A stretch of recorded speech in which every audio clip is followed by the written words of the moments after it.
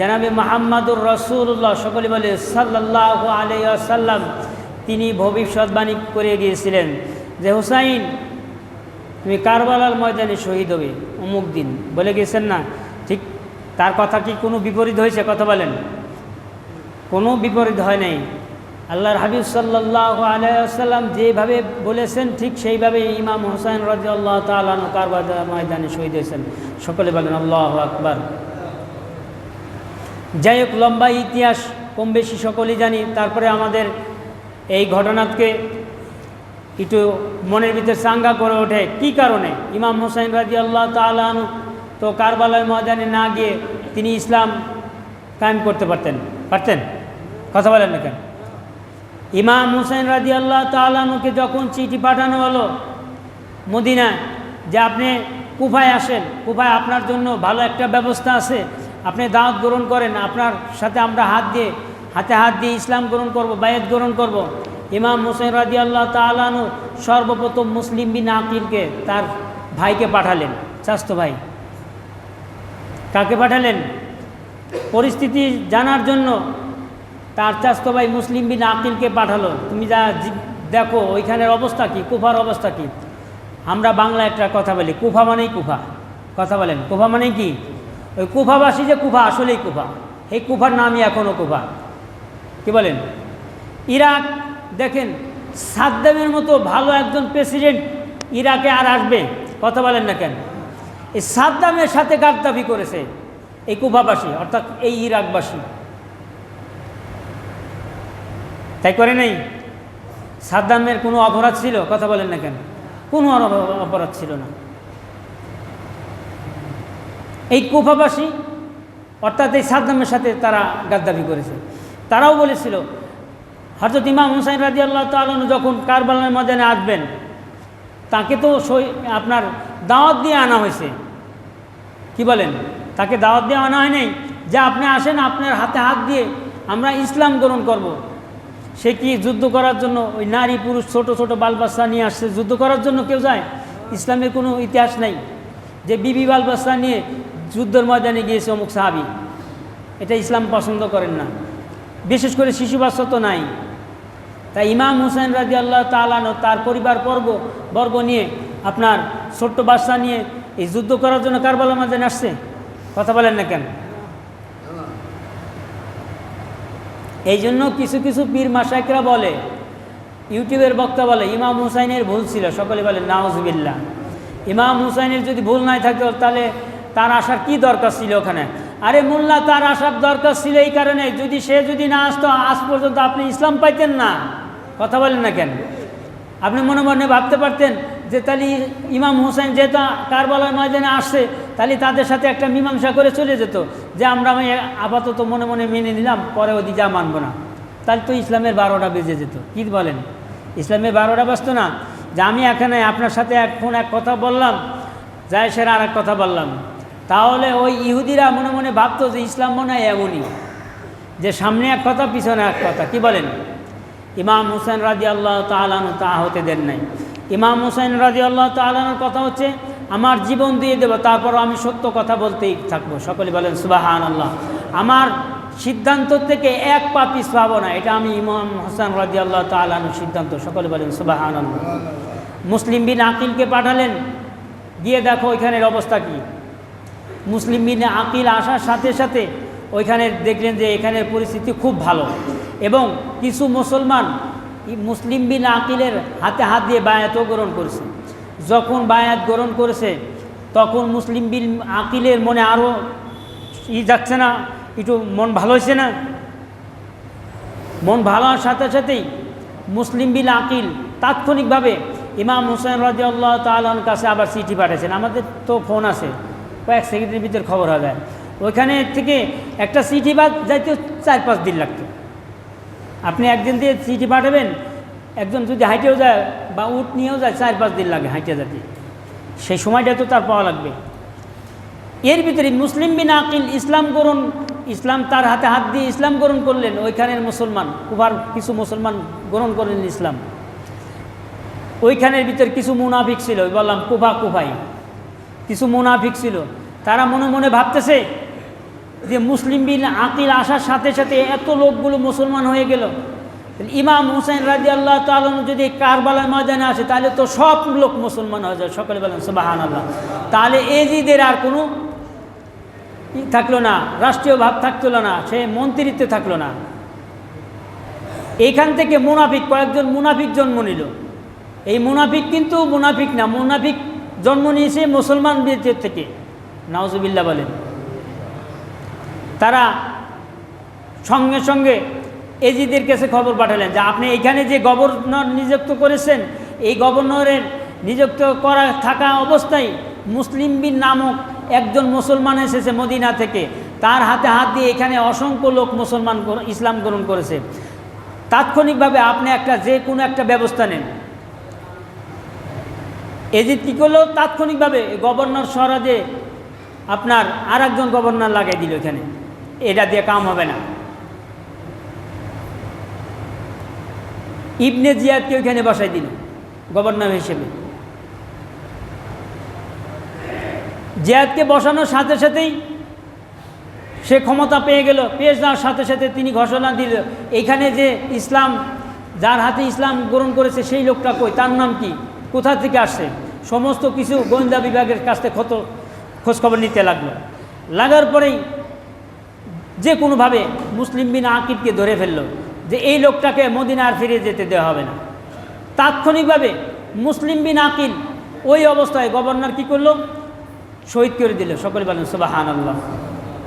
এই যে দিনে দুপুরে শহীদ করে দিলেন মুসলিম বিন আকিলকে, পুরা কুফা একটা থমথমে বিরাজ হয়ে গেল। যারা ইসলাম গ্রহণ করছে তাদের মনের ভিতরে একটা ভয় চলে আসছে, ভয় চলে আসছে না? মুসলিম বিন আকিলের হাতে ইসলাম গ্রহণ করছে যারা, তাদের মনের ভিতরে একটু ভয় ঢুকে গেল, এখন কি করি। এবং মুসলিম বিন আকিলকে যারা সহযোগিতা করেছে তাদেরকেও হত্যা করেছে এই ইবনে জিয়াদ। আপনি বলতে পারেন, এখন আপনি বলতে পারেন যে মুসলিম বিন আকিলকে হত্যা করার জন্য, শহীদ করার জন্য আপনার এই ইবনে জিয়াদ বা আর একজনকে ছিল এই এজিদ, এরা মুসলমান এখনো আছে, আপনি বলতে পারবেন? মুসলিম বিন আকিল চিঠি পাঠাইছিল শহীদ হওয়ার আগে, কিন্তু সেই চিঠিটা পৌঁছে যেতে পারে নাই। পৌঁছে যাওয়ার আগেই মুসলিম বিন আকিল কারবালার ময়দানে অর্থাৎ কুফায় শহীদ হয়ে গেলেন। চিঠি যাওয়ার পরে ইমাম হুসাইন রাদিয়াল্লাহু তাআলা দেখলেন যে আমার ভাই মুসলিম বিন আকিল ওখানে গিয়ে অনেক লোক ইসলাম গ্রহণ করেছে তার হাতে হাত দিয়ে, তাহলে তো আমি এখন এই মুহূর্তে ওখানে যেতে পারি না। কিন্তু পরবর্তীতে যে খবরটা পৌঁছাবে এই সময়টা আর তারা পায় না। যাই হোক, ইমাম হুসাইন রাদিয়াল্লাহু তাআলা আনহু তার পরিবারবর্গ নিয়ে কুফা রওনা দিলেন মদিনা থেকে। শিশু বাল বাচ্চা নিয়ে, মহিলা নিয়ে, মাত্র কিছু রায়তে আছে 82 জন, কিছু রায়তে আছে 80 জন, 72 জন, যাই হোক 100 জনই ধরেন। তারা কি যুদ্ধ করার জন্য এই কারবালার ময়দানে আসতেছে?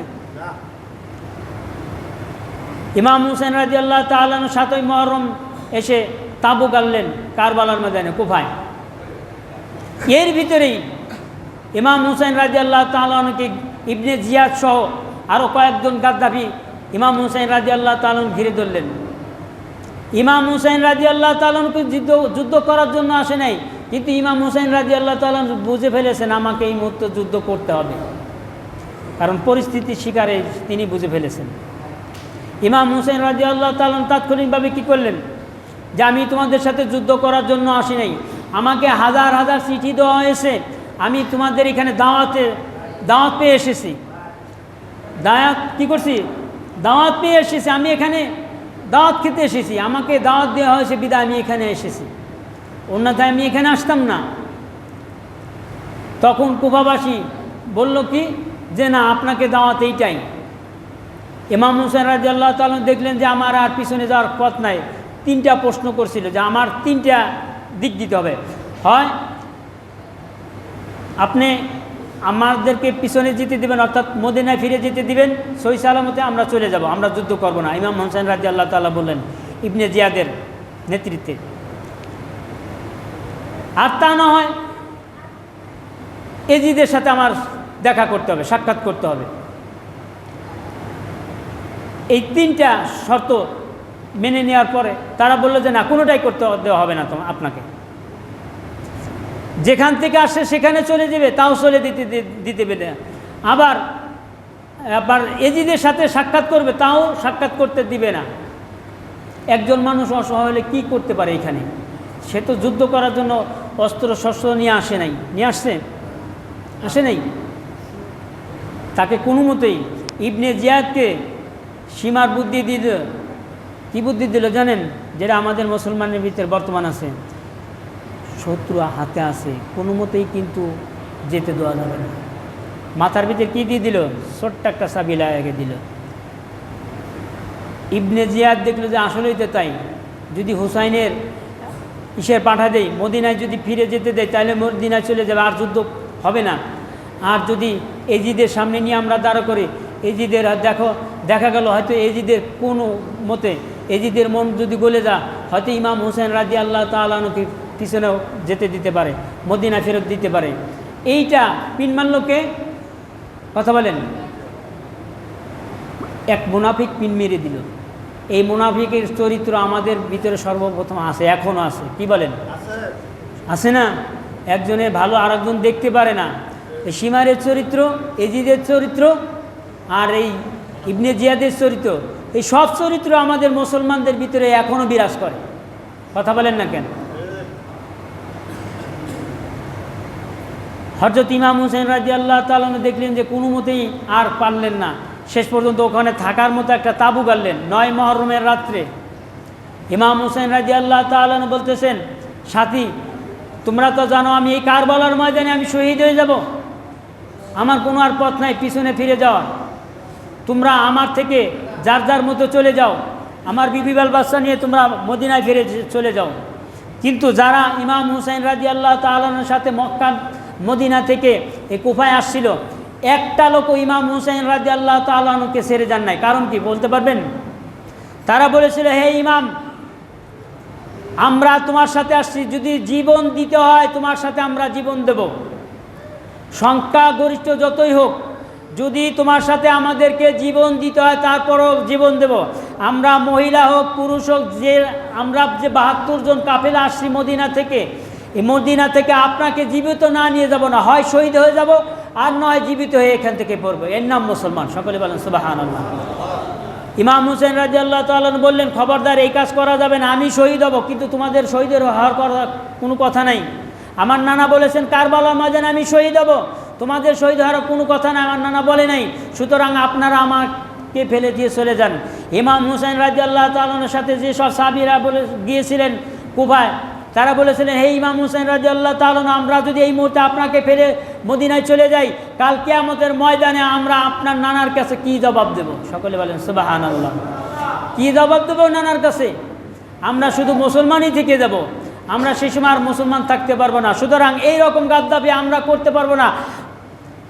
আপনার সাথে জান নিয়ে আসছি, যদি আল্লাহ পাক রব্বুল আলামিন জিহাদে তারুণা নিয়ে কারবালার ময়দানে যদি শহীদ হতো, আমরা 72 জনই শহীদ হয়ে যাব। সকলে বলেন সুবহানাল্লাহ। 72 জন শহীদ হয়েছিল, 72 জন হন নাই।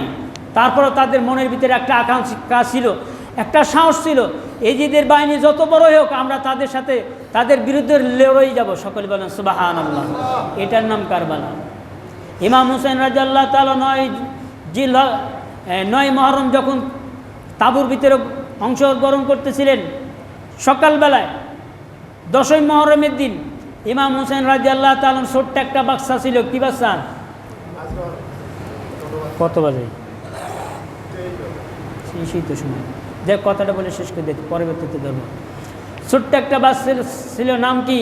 ইমাম আলী আসগর। ছোট্ট বাচ্চা, 6 মাস বয়সের শিশু একটা বাচ্চা।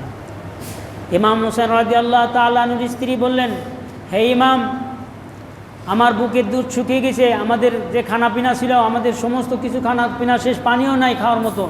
এখন এই বাচ্চাটা একটু পানির জন্য হাহাকার করতেছে, যেভাবে একটু পানির ব্যবস্থা করে দাও।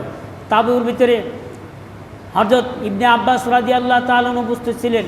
হযরত ইমাম হুসাইন রাদিয়াল্লাহু তাআলার কাছে অনুমতি ছিলেন যে, ভাই আমি পানি নিয়ে আসি, আমার ভাতিজার জন্য আমি পানি নিয়ে আসি, আমার একটু সুযোগ দাও। ইমাম হুসাইন রাদিয়াল্লাহু তাআলা বললেন যে পানি আনতে যাওয়া যাবে না, এই মুহূর্তে অনেক অবস্থা খুব বিরাজমান, পরিস্থিতি খুব মানে সঙ্গীন নিকটে, অনেক ভয়াবহ, এখন আর তাঁবুর থেকে বের হওয়া যাবে না। তারপর ইমাম হোসেন রাদিয়াল্লাহু তাআলা আনহু ইবনে আব্বাসকে অনুমতি দিয়েছিলেন পানি আনার জন্য, কিন্তু পানি কি আনতে পারছিলেন? আনতে পারেন নাই।